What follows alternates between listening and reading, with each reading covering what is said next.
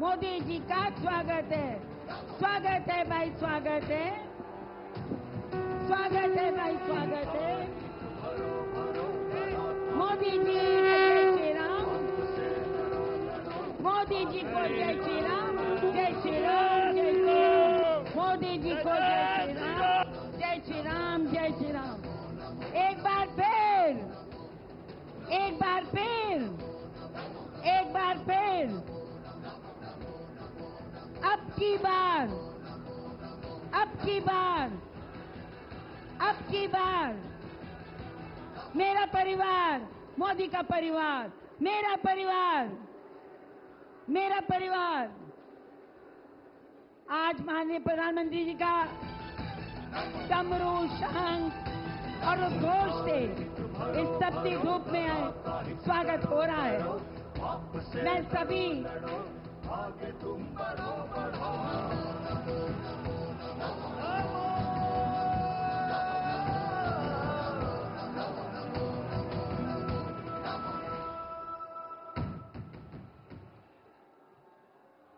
धन्यवाद। मैं सभी शंखनाद कर रहे हैं हमारे साधु संतों का धन्यवाद करती हूं। आज हमारे बीच में हमारे लोकप्रिय विश्वविख्यात राजनेता आदरणीय नरेंद्र मोदी जी उपस्थित हैं। मैं सबसे पहले मैं निवेदन करती हूं अपने साथी, अपने उप मुख्यमंत्री आदरणीय श्री केशव प्रसाद मौर्य जी से कि वे हनुमान जी का गदा देकर और हमारे प्रधानमंत्री जी का स्वागत करें। ये हनुमान नगरी है। आज प्रयागराज की त्रिवेणी पे हनुमान जी ने अपना विश्राम किया था।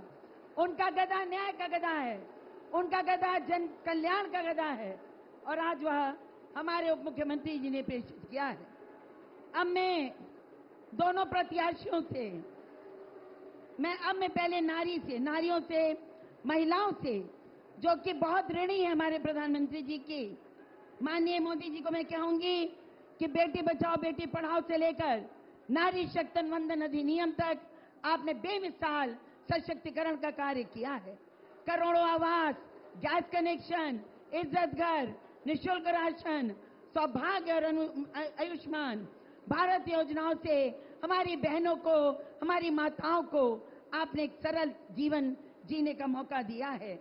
रोजगार के आयाम खोले हैं और 3 करोड़ हमारी लखपति दीदियों का लक्ष्य लेकर और साथ ही साथ मुद्रा लोन के माध्यम से हमारी बहनों का आर्थिक सशक्तिकरण कर रहे हैं। मैं सभी बहनों से कहूंगी कि जो हमारे मंच पर उपस्थित हैं, आभार के रूप में सभी आगे आएं और आप जैसा चाहती हैं आदरणीय मोदी जी का स्वागत और अभिनंदन करें। आदरणीय प्रधानमंत्री जी को कृष्ण भगवान की प्रतिमा भेंट करके हो गया बस। दोनों प्रत्याशियों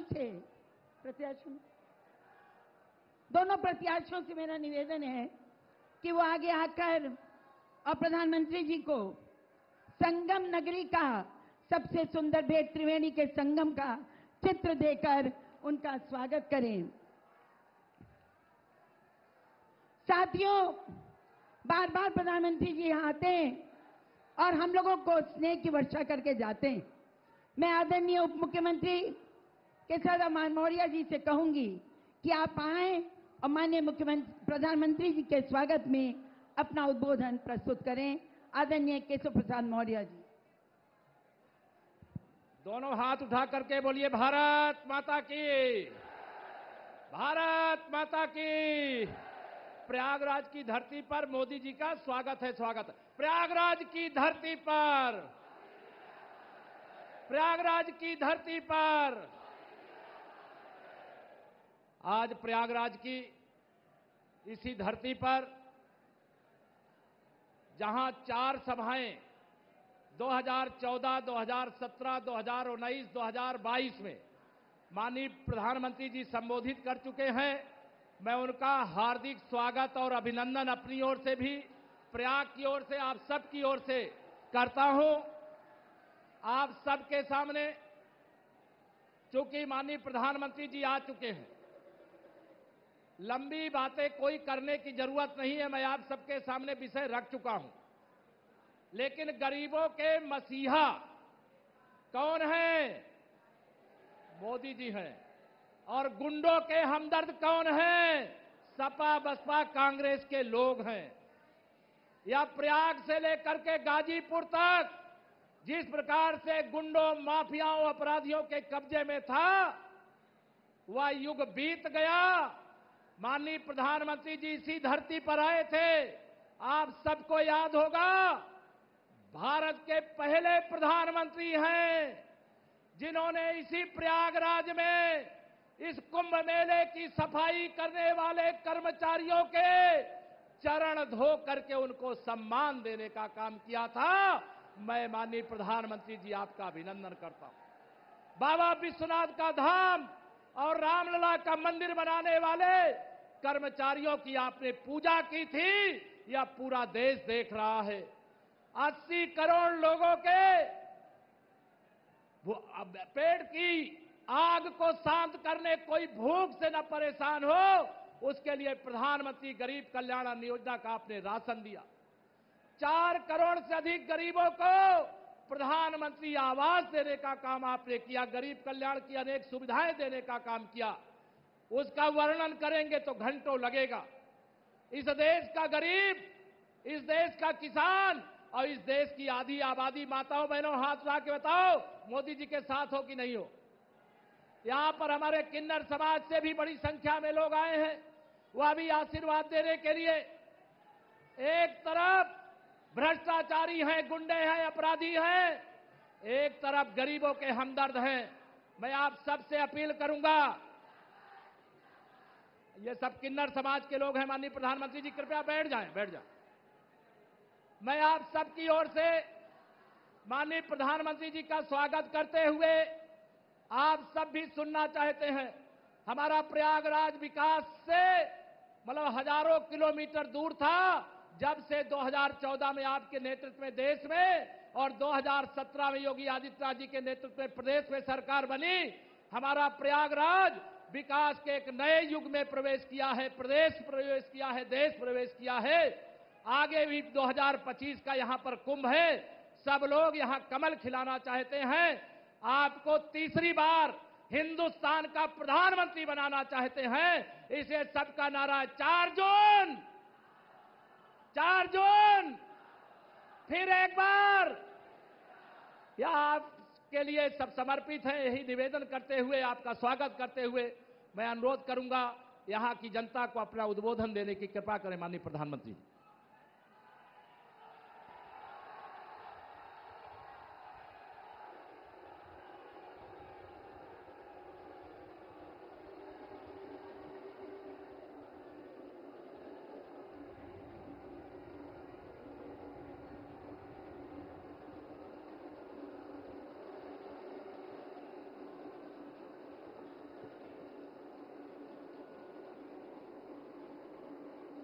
भारत माता की, भारत माता की, भारत माता की। तीर्थराज प्रयाग की इस पावन धरती पर यहां के सब परिवारजनों के हमार प्रणाम।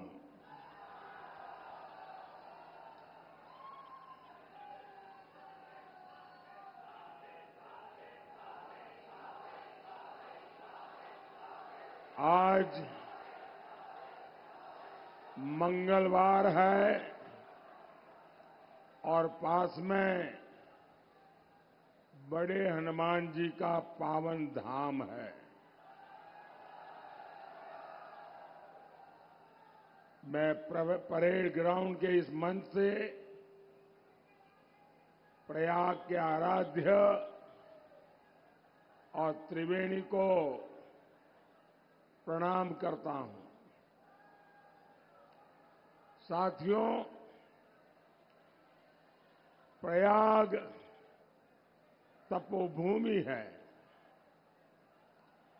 ये कुंभ की भव्यता की धरती है। यहां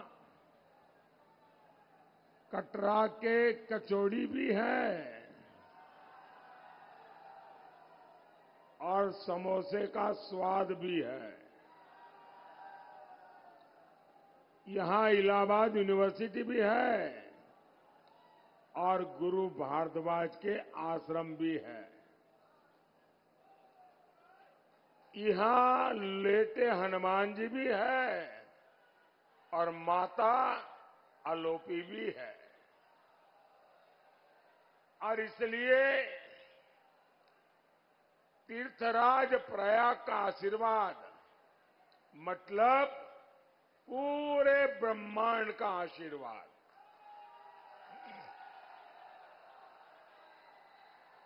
और प्रयाग कैसे अनंत आशीर्वाद दे रहा है, ये आपका उत्साह बता रहा है।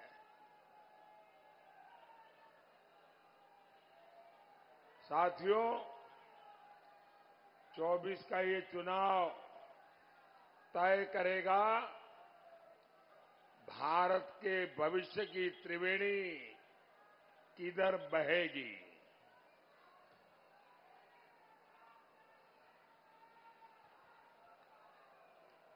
आप भी देख रहे हैं,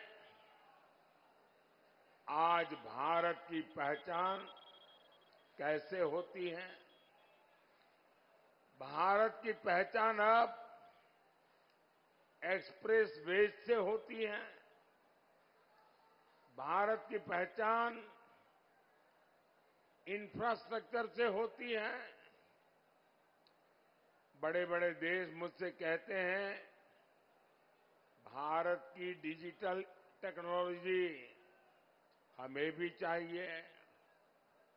भारत अब दुनिया में अपनी आवाज बुलंद कर रहा है। भारत G20 का आयोजन करवाता है तो पूरी दुनिया हैरान हो जाती है। और साथियों, यही तो प्रयागराज का इस क्षेत्र का मिजाज है। यहां के लोग ना किसी से दब के रहते हैं, ना किसी से डर के रहते हैं। जो जिंदा दिली मैंने प्रयागराज के लोगों में देखी है, वो कम ही मिलती है। और यही मिजाज तो आज के भारत का भी मिजाज है। साथियों, आज जब भारत आगे बढ़ रहा है तो हर देश प्रेमी इससे खुश है। लेकिन आप देखिए,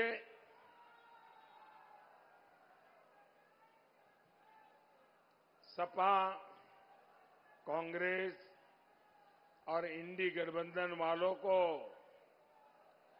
भारत का गौरव गान हजम नहीं होता। और ये करते क्या है? कांग्रेस के शहजादे भारत को गाली देने के लिए विदेश जाते हैं। ये इंडी गठबंधन वाले चुनाव भी किस एजेंडा पर लड़ रहे हैं? इनका एजेंडा है कश्मीर में आर्टिकल 370 फिर से लाएंगे। इनका एजेंडा है सीएए को रद्द करेंगे। इनका एजेंडा है भ्रष्टाचार पर जो कड़े कानून बने उन्हें रद्द करेंगे। क्या ये सब करने के लिए आप कभी भी ये इंडी अलायंस वालों को, सपा कांग्रेस वालों को एक भी वोट देंगे क्या? देंगे क्या? क्या देश को दिशा देने वाली प्रयागराज की धरती को इन लोगों की हरकत मंजूर होगी क्या?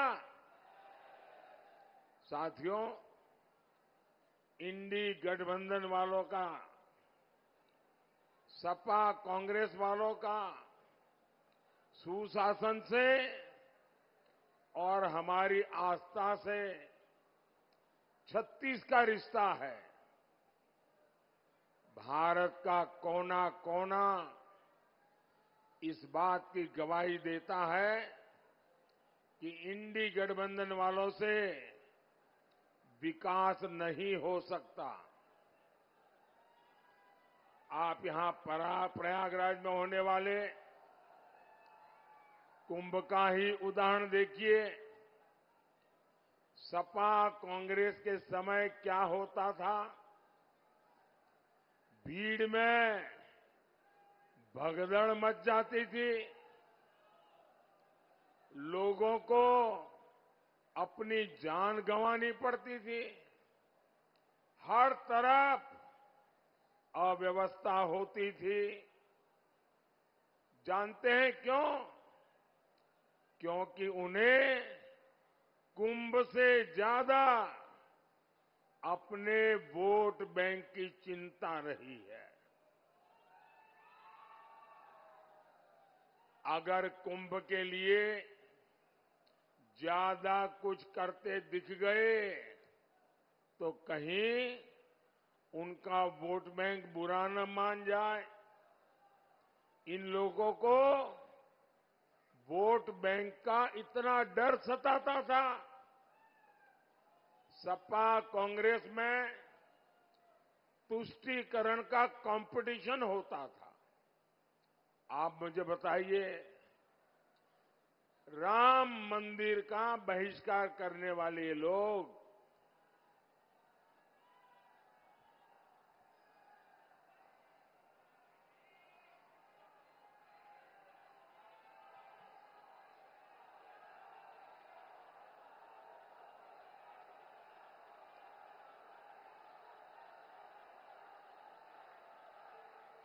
राम मंदिर का बहिष्कार करने वाले लोग सनातन को डेंगू, मलेरिया कहने वाले ये लोग अगले साल होने वाले कुंभ को क्या कभी अच्छे से करने देते क्या? साथियों, मोदी का मंत्र है विकास भी विरासत भी।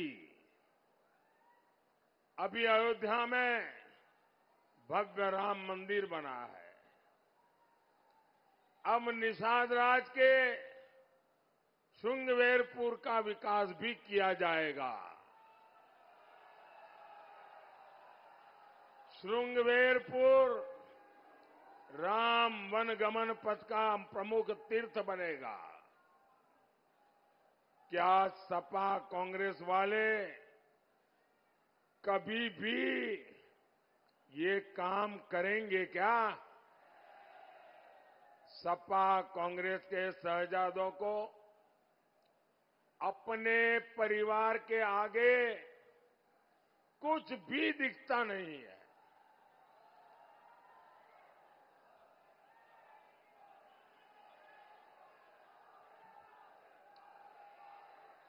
कांग्रेस तो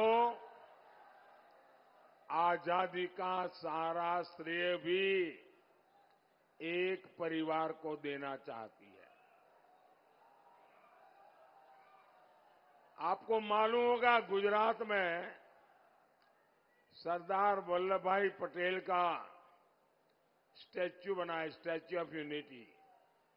ये दुनिया में सबसे ऊंचा स्टैच्यू है, सरदार वल्लभ भाई पटेल का है। सरदार वल्लभ भाई पटेल कांग्रेस के थे।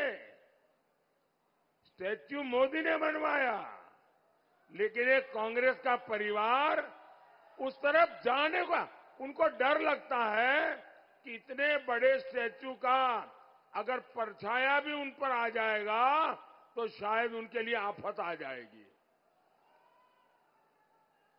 साथियों, सपा और कांग्रेस का चरित्र ही विकास विरोधी है। सपा कांग्रेस के समय प्रयागराज से बहुत भेदभाव हुआ। आपको याद है ना, कैसे बिजली के लिए यहां के लोगों को तरसा कर रखा जाता था। हर दुकान के बाहर जनरेटर का शोर और धुआं रहता था। आज हमारे योगी जी, हमारे केशव प्रसाद मौर्य जी, हमारी भाजपा सरकार में तो हर जिले को बराबर और भरपूर बिजली मिल रही है। 2017 से पहले हमारे किसान भाई बहन रात रात भर जगकर खेत में सिंचाई करते थे। आज किसानों को भी आसानी से बिजली मिल रही है। साथियों, आज हमारा प्रयाग विकास की नई ऊंचाइयों को छू रहा है।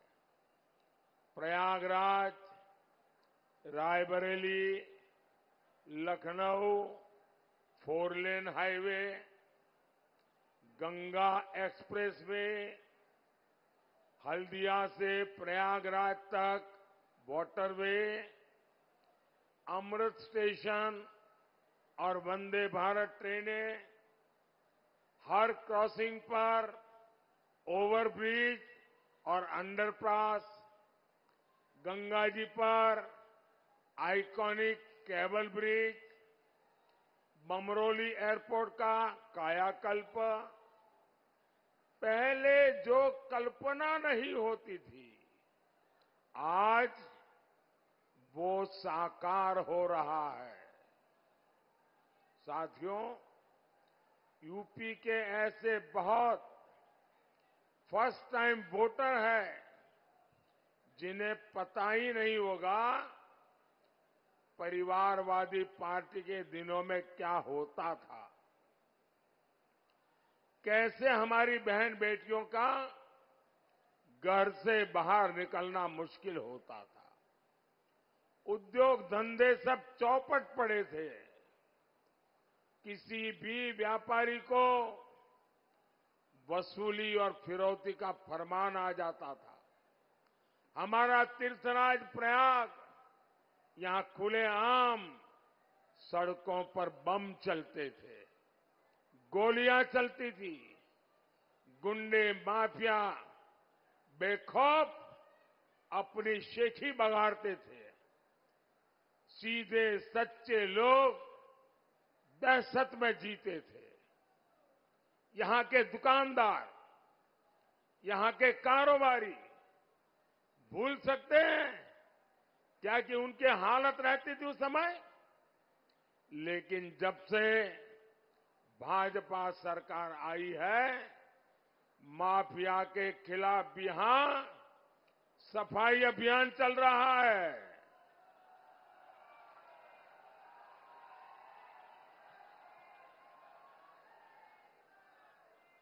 सपा सरकार में माफिया गरीबों की जमीनों पर कब्जा करता था। अब उसके अवैध महल तोड़कर भाजपा सरकार वहां गरीबों के लिए घर बनवा रही है। साथियों, प्रयागराज शिक्षा का इतना बड़ा केंद्र है। यहां के युवा कभी भूल नहीं सकते सपा सरकार कैसे आपके सपनों का सौदा करती थी। मेहनत आपकी, योग्यता आपकी, लेकिन नौकरी किसी और को मिलती थी। नौकरी दी जाती थी जाति देख करके, नौकरी मिलती थी घुस देने वालों को। यूपी पीएससी को इन लोगों ने परिवार सर्विस कमीशन बना दिया था।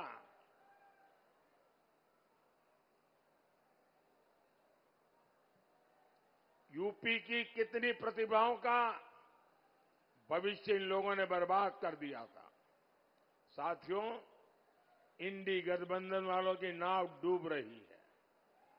इनका एक ही सहारा है, झूठ, लगातार झूठ, हर जगह पे झूठ, बार बार झूठ। ये संविधान को लेकर देश में झूठ फैला रहे हैं। संविधान को किससे खतरा है, ये प्रयागराज से बेहतर कौन बताएगा। आप जरा बताइए, आपातकाल लगाकर संविधान को बदलने की साजिश किसने की थी? यही इलाहाबाद हाईकोर्ट ने कांग्रेस की तानाशाही पर लगाम लगाई थी। रायबरेली में लोकतंत्र को लूटने की कोशिश की गई थी। हाईकोर्ट ने उस चुनाव को रद्द करके इंदिरा गांधी के चुनाव लड़ने पर रोक लगा दी थी। भाइयों और बहनों, इतने साल बीत गए लेकिन कांग्रेस पार्टी का चरित्र नहीं बदला। बाबा साहब आंबेडकर भी धर्म के आधार पर आरक्षण के खिलाफ थे, लेकिन कांग्रेस सपा वाले संविधान के खिलाफ जाकर दलितों, पिछड़ों का आरक्षण अपने वोट बैंक को वोट जिहाद वालों को देने की तैयारी में है। कर्नाटका में तो कांग्रेस सरकार ने ओबीसी कोटा मुसलमानों को दे दिया है। अब यही काम ये देश भर में करना चाहते हैं, लेकिन मोदी आज प्रयागराज की धरती पर गारंटी देवे आवा है।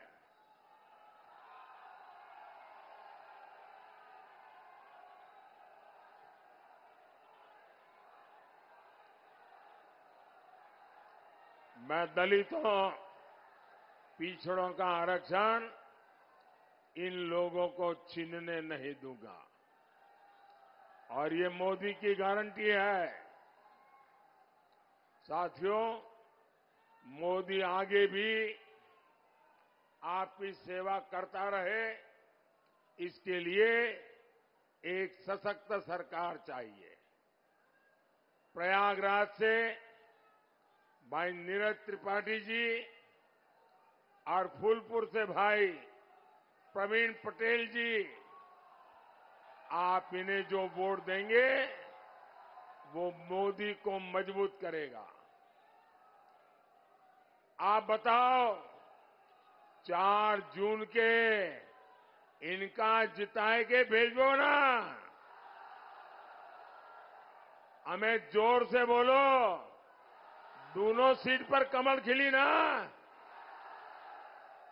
अच्छा, मेरा एक काम करेंगे, जरा हाथ ऊपर करके बताइए, करेंगे? घर घर जाइए और जाकर के सबको बताइए कि मोदी जी आए थे और मोदी जी ने परिवार के सबको श्री राम कहा है। बोलिए भारत माता की, भारत माता की। बहुत बहुत धन्यवाद।